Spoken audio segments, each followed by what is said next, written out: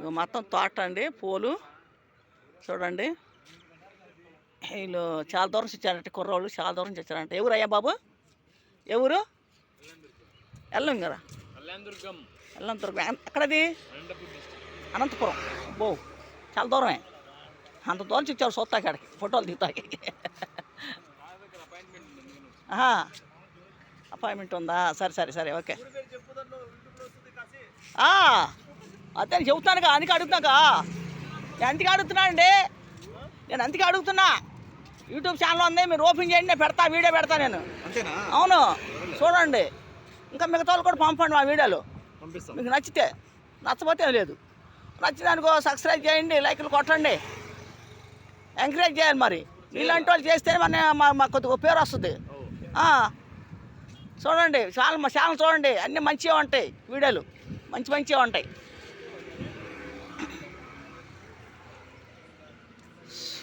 ఇక్కడ ఎంట్రాలని ఉన్నాను, జగన్ సార్ ఇంటి దగ్గర. నేను ఎంత తీస్తున్నాను తోట. అనంతపురం నుంచి వచ్చారంట కుర్రోళ్ళు.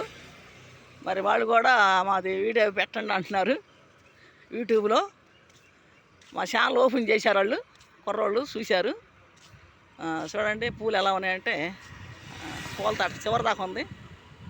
అంత రంగుల పూలు, మొత్తం 5 రకాలు ఉన్నాయండి పూలు. 5 1 2 3 4 రకాలండి. 4 రకాల పూలు ఉన్నాయండి. అందంగా ఉన్నాయి పూలు మటుకి చాలా. మొత్తం అదే తోట, ఆ చివరి దాకా అదే. ఆ శివ నుంచి చివరి దాకా మొత్తం అయ్యే తోట.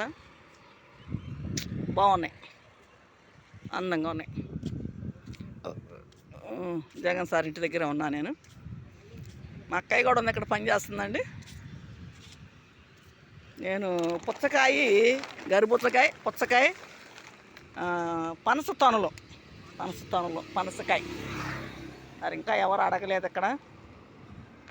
మరి ఆ పోలీసు వాళ్ళు, ఆ సార్ వాళ్ళు కొద్ది లోనికి వెళ్ళమ్మా మేము తీసుకుంటామన్నారు. ఎవరు తీసుకోలే మరి. అక్కడ ఒక పోలీస్ ఆయన గదుకున్నాడు నన్ను. ఇక్కడ పెడతావు నువ్వు బండి అన్నాడు. నేను పెట్టట్లేదు సార్, అటు వెళ్ళిపోతున్నాను. నువ్వు బండి అటు ఏకాకు రోడ్డుని వెళ్ళి రావాలి, కానీ ఇక్కడ పెట్టకూడదు, ఇక్కడ ఉండకూడదు అన్నాడు. ఇక్కడ ఉండట్లేదు సార్ అని చెప్పాను నేను. మాకెందుకు వాళ్ళతో గొడవలండి, మేము ఏదో కాయలు అమ్ముకునే వాళ్ళమే, ఏదో కాయలు అమ్ముకోవటానికి వచ్చాము మేము ఇటు. వాళ్ళతో మాకు గొడవ ఎందుకు? వ్యాపారం చేసుకోవాలి కాబట్టి 4 దిక్కలు తిరుగుతూ ఉంటాం. ఇదిగోండి పనసకాయలు, పనస తొనలండి, పెద్ద తొనలండి. వాళ్ళ పెద్ద తొనలు 120 రూపాయలు అండి డజను, పెద్ద తొనలు. మరి గర్బుజకాయ ఉంది, పుచ్చకాయ ఉంది. ఇదిగోండి బండి లోకేష్ బాబుది బండి. కానీ ఇది నేను అద్దెకి తెచ్చుకున్నానండి, నాకు సొంతంగా ఇచ్చిందే కాదు, అద్దెకి తెచ్చానండి. అద్దె కట్టుకోవాలి. ఇప్పుడు 2 నెలలు అప్పు తీసుకొని 2 నెలలు అద్దె కట్టాను నేను.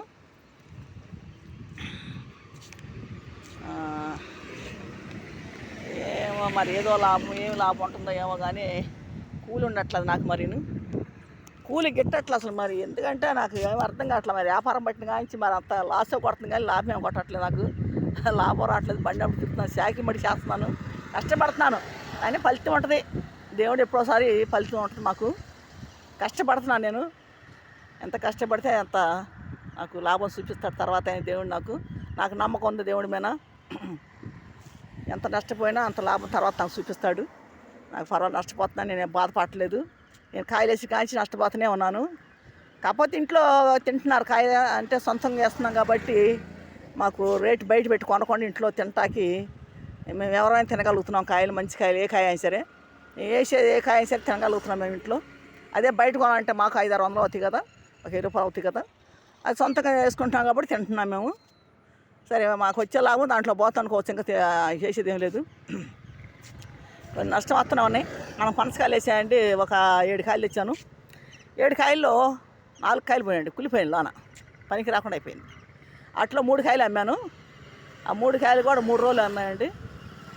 ఆ 3 కాయలు కూడా 3 రోజులు అమ్మితే అసలు పట్టి కూడా చాలా, ఎందుకంటే తొనలు సన్నగా వచ్చినాయి, దానివల్ల రేటు లేకుండా అయిపోయింది. అంటే అప్పుడు 25 తొనలు 30 తొనలు వచ్చి 20 రూపాయలకి 25 రూపాయలకి ఇచ్చేసానండి. తొనలు లావు ఉంటే రేటు చెప్తాం. ఇప్పుడు తొనలు రేటు ఉంది కాబట్టి ఒక కాయకు వచ్చానండి, చిన్న కాయను మరి ఆ కాయకు వస్తే తన పెద్దది వచ్చింది, రేటు ఉంది 120 రూపాయలు డజను. మరి వచ్చాయండి. ఇంకా నేను టిఫిన్ కూడా చేయలేదు. 3 కిలోమీటర్లు మరి నెట్టుకొచ్చాను బండి ఇటు, మరి ఉండబెల్ సెంటర్ కానించి. మరి బండి నెట్టడం చాలా కష్టమైంది కాయల మీద. మరి ఆ బ్రిడ్జి కాడ చాలా మెరక, ఆ కాలం వంతిన దగ్గర బాగా మెరక ఉందండి. ఆ మెరక మీద నెట్ట అంటే కష్టం అయిపోయింది బండి నాకు. సరే నెట్టుకొచ్చి ఎట్టొకటి నెట్టుకొచ్చాను, డౌన్లో కూడా బండి ఆపగలిగాను. దేవుడిచ్చిన శక్తే నాకు ఇది. మరి ఆయన గొప్ప అంత ఆయన కనికరమే, ఆయనది లేదు ఏది లేదు మాకు, అంతా ఆయన గొప్ప, ఆయన కనికరమే. నేను ఎక్కడికి వెళ్తున్నా ఏమి చేస్తున్నా వ్యాపారం మరి అంతా ఆయన కాపుదాలే, లాభం తర్వాత సంగతి, ఆయన కాపుదాలే. నేను ఎక్కడికి వెళ్ళినా క్షేమంగా ఇంటికి చేరుతున్నాను. ఎంత దూరం అని వెళ్ళినాయి క్షేమంగా ఇంటికి తీసుకెళ్తాను దేవుడు నన్ను. ఎంత చిన్న దెబ్బ కూడా లేకుండా ఇంటికి చక్కగా చేరుతున్నాను. సాయంకాలం దాకా అమ్ముతున్నాను, సాయంకాలం ఇంటికి చేరుతున్నాను. ఇంక ఇబ్బంది లేదు. కాబట్టి మా ఛానల్ చాలా మంది చూస్తున్నారు, చూడండి, నేను చెప్పే కూడా వినండి. మరి మా ఛానల్లో ఎన్నో ఉంటాయి, అన్నీ కష్ట సుఖాలే ఉండవు, కష్టాల గురించి ఎక్కువ చెబుతూ ఉంటాను. మేము పడ్డ సమస్యలు కానీ బాధలు కానీ అన్నీ చెప్తూ ఉంటాను. చాలామంది కొంతమంది కోప్పడతారేమో, కోప్పడకండి. ఎందుకంటే జీవిత చరిత్ర గురించి చెబుతూ ఉంటాను నేను. మా జీవితంలో ఎన్నో కష్టాలు పడి జీవితంలో దెబ్బతిని ఉన్నాం మేము 4 తరాల నుంచి కూడా మేము 4 తరాల నుంచి కూడా వంశం అంతా కూడా మేము దెబ్బతిని ఉన్నాము 4 తరాల్లో. కానీ మమ్మల్ని అట్లా బాధ పెట్టారండి. 5 ఎకరాల 28 సెంట్లు భూమిని కబ్జా చేశారు సీతానగరంలో, తాడేపల్లి సీతానగర్లో, గుంటూరు జిల్లా. అయితే బాలసాని రాజరావు కుటుంబం, సముద్రాల శరిబాబు కుటుంబం ఆక్రమించారు. వాళ్ళిద్దరు కబ్జా చేశారు. మా అమ్మను బెదిరించి పని చేశారు. ఆ రోజులో మా పెద్ద అన్నయ్య, మా నాన్న చనిపోయారు. మా చిన్న అన్నయ్యని మటుకి భూముల కోసం చంపేశారండి. కేసుల్లో ఏమి లేవు. తర్వాత మా అమ్మను కూడా 4 సార్లు కొట్టారండి. ఆమె కూడా మరి ఆ దెబ్బల వల్ల చనిపోయింది. మరి 4 సార్లు మేము హాస్పిటల్ కూడా తీసుకెళ్ళామని మా ఆయన చేపించాం. 4వసారి చనిపోయింది. మరి మమ్మల్ని కూడా 10 సార్లు కొట్టారండి. మమ్మల్ని కానీ మా పిల్లల్ని కానీ 10 సార్లు కొట్టారు. కొంత కులం ఫీలింగ్ కూడా ఉందండి. మేము మాదిగోళం అని అంటరాని వాళ్ళు, మీరు మాదిగోళ్ళు మా ఊర్లో ఉంటాక లేదు అని చెప్పేసి మాట్లాడారండి. కానీ ఆ రోజుల్లో గవర్నమెంట్ బ్రిటిష్ వాళ్ళ టైంలో భూములు ఒక కులానికి కదండి 6-7 కులాలకి ఇచ్చినాయండి భూములు. 5-6 రకాల కులాలకి ఇచ్చినారు. రెడ్లు, మరి మాలవాళ్ళు, మాదిగోళ్ళు, యానాదులు, ఎరుకలోళ్ళు, 5 రకాల కులాలకు వచ్చినాయి భూములు. ఎందుకంటే ఆ లిస్ట్ నా దగ్గర ఉంది. ఆ లిస్ట్ కూడా నూకేశారు వాళ్ళు, కబ్జాదారులు నూకేశారు. మా ఇంటి పట్ట కానీ, భూమికి సంబంధించిన కాగితాలు కానీ, పొలం కాగితాలు కానీ, మరి కోర్టు కాగితాలు కానీ, సర్టిఫికేట్లు కానీ, మా సర్టిఫికేట్లు కానీ ఏం సరే, ఆధార్ కార్డులు, రేషన్ కార్డులు, పాన్ కార్డులు, ప్రతి వస్తువు మా దగ్గర ఒక ఎస్ఐ ద్వారా పిలిపించి మమ్మల్ని చేను దగ్గర పిలిపించి 30 మంది మా మీద దాడి చేశారు. మేము 5 వచ్చాము కవర్లో పెట్టుకొని మొత్తం లాక్కి వెళ్ళిపోయారండి. నా దగ్గర ఏమీ లేకుండా చేశారు. కబ్జాదారులు చేసిన పని ఇది. మరి నేను చాలా బాధపడుతున్నాను దానివల్ల. మరి నాకు న్యాయం జరగట్లేదు. మరి జగన్ సార్ దగ్గర కూడా 5 సంవత్సరాలు 2019 2వ నెల కానించి 2024 2వ నెల దాకా నేను తిరుగుతూనే ఉన్నాను. ఇంతవరకు ఆయన ముఖం నేను చూసింది లేదు, ఆయన మాకు కనపడింది లేదు. ఒక్క అర్జీకి కూడా నాకు సమాధానం రాలేదు. తర్వాత నన్ను బెదిరియటం ఎక్కువైపోయింది. వాళ్ళు కానీ, కబ్జాదారులు కానీ, మరి అధికారులు కానీ నన్ను బెదిరియటం ఎక్కువైపోయింది. చాలామంది వచ్చి నన్ను బెదిరించి మరి చంపేస్తాం, పొడి చేస్తాం అని చెప్పి కూడా నన్ను భయపెట్టారు. కానీ నేను తట్టుకున్నాను, నేను భయపడలేదు. వాళ్ళ వల్ల నాకేం భయమే లేదు. చచ్చిపోయిన ఒకటే, బతికిన ఒకటే నేను. కానీ నేను ఎక్కడైనా తిరగలుగుతాను ధైర్యంగా. వాళ్ళు భయపడుతున్నారు, నాకు భయపడాల్సిన అవసరం లేదు నాకు. తర్వాత ఏమైందంటే చంద్రబాబు అన్నయ్య 2024లో గెలిచాడు. మరి గెలిచిన 3వ వారకే నేను చంద్రబాబు అన్నయ్యని కలిసి ఆయన కాళ్ళు పట్టుకున్నాను నేను. మరి ఆ అన్నయ్య నా మెడలో కండ వేశాడు, నాకు సెకండ్ ఇచ్చాడు, ఫోటో దిగాడు, నవ్వుతా మాట్లాడాడు చక్కగా. మళ్ళీ ఎమ్మెల్యేని కలిశాను. ఎమ్మెల్యేకి కూడా కాగితాలు ఇచ్చాను, మేము పెట్టిన లెటర్లు ఇచ్చాము, అప్లికేషన్లు.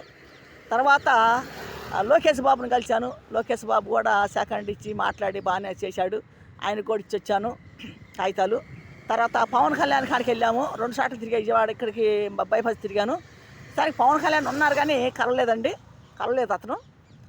అప్లికేషన్ మటుకు ఇచ్చి వచ్చాను ఆయనకి, అప్లికేషన్ మటుకు ఇచ్చి వచ్చానండి. తర్వాత వీళ్ళందరూ కలిసా నేను నెల తిరక్కముందే వీళ్ళందరూ కలిసాను. వీళ్ళందరికీ నేను మరి మా పొలం సమీక్ష అర్జీలు మరి అందరికి ఇచ్చా, నలుగురికి ఇచ్చా. మరి లోకేష్ బాబుకి, చంద్రబాబు అన్నకి, ఎమ్మెల్యే చంద్రబాబు అన్నయ్య ఉంటాడు ఎమ్మెల్యే, ఆయనకి ఇచ్చాను. తర్వాత పవన్ కళ్యాణ్ ఆఫీస్లో ఇచ్చాను. 4 దిక్కులు ఇచ్చేసినాను నెల తిరక్కముందే. మరి వీళ్ళు కలిశారు, జనంలోకి వచ్చారు, ప్రజల్లోకి వచ్చారు, ప్రజలతో మాట్లాడుతున్నారు, చక్కగా మంచి పనులు చేస్తున్నారు. చంద్రబాబు అన్నయ్య కానీ, లోకేష్ బాబు కానీ మరి ఎంతోమంది వచ్చి కలుపుతున్నారు. వాళ్ళని అందరితో మాట్లాడుతున్నారు, చక్కగా నవ్వుతూ మాట్లాడుతున్నారు, చక్కగా ఉంటున్నారు. భోజనాలు పెట్టేస్తున్నారు చక్కగా వచ్చిన వాళ్ళకి, దూరాభారపు వచ్చిన వాళ్ళకి, దగ్గర వాళ్ళకి, ఎవరికైనా సరే భోజనాలు పెట్టేస్తున్నారు. చక్కగా చూస్తున్నారు, మంచి వాటర్ ఇస్తున్నారు, చక్కగా మంచి భోజనం కడుపు పెడుతున్నారు, బాగా చూస్తున్నారండి.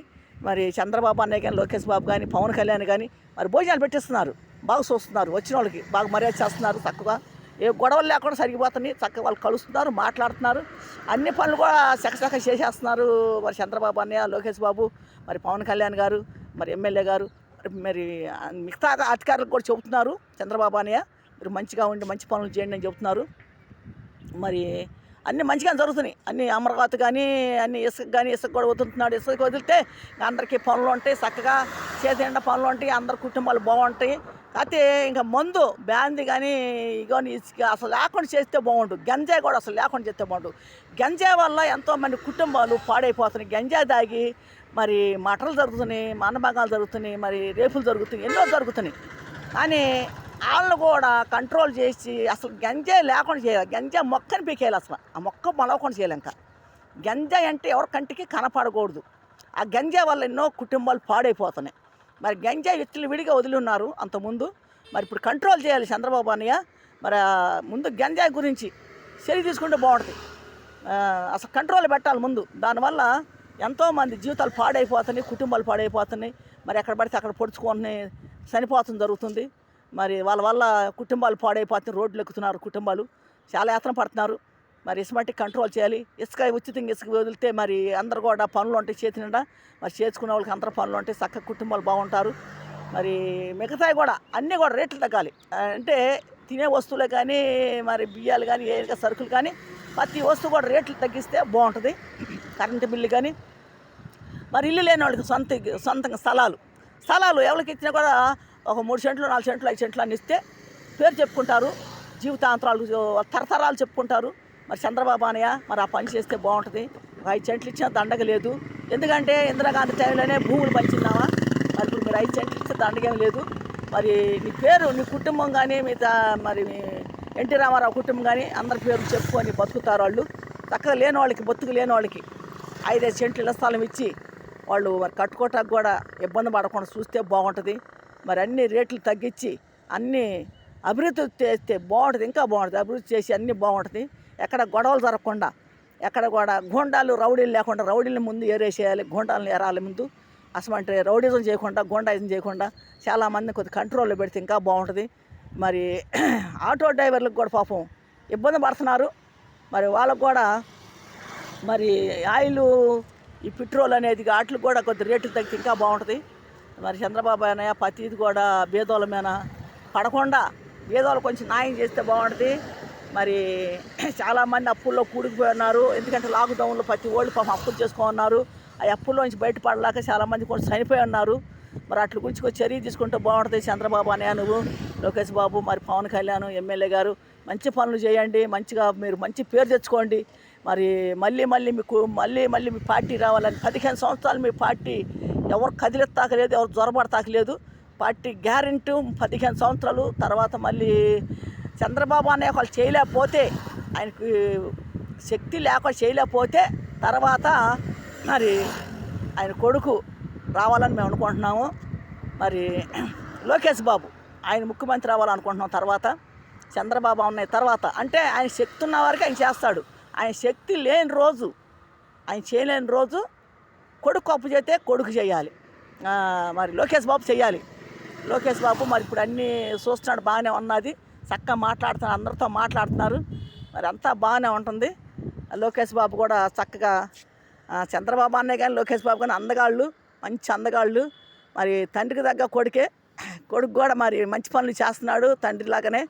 మరి మంచి పేరు తెచ్చుకోవాలి. మరి ఎన్టీ రామారావు కుటుంబంలో వచ్చిన వాళ్ళు కాబట్టి ఆయనకు మంచి పేరు నిలబెడితే బాగుంటుంది. మరి ఆయన కొడుకులు కానీ, అల్లుళ్ళు కానీ, కూతుళ్ళు, కోడళ్ళు కానీ, మనవాళ్ళు కానీ మొత్తం బాగుండాలి, చల్లగా ఉండాలి, వాళ్ళ కుటుంబాలు చల్లగా ఉండాలి.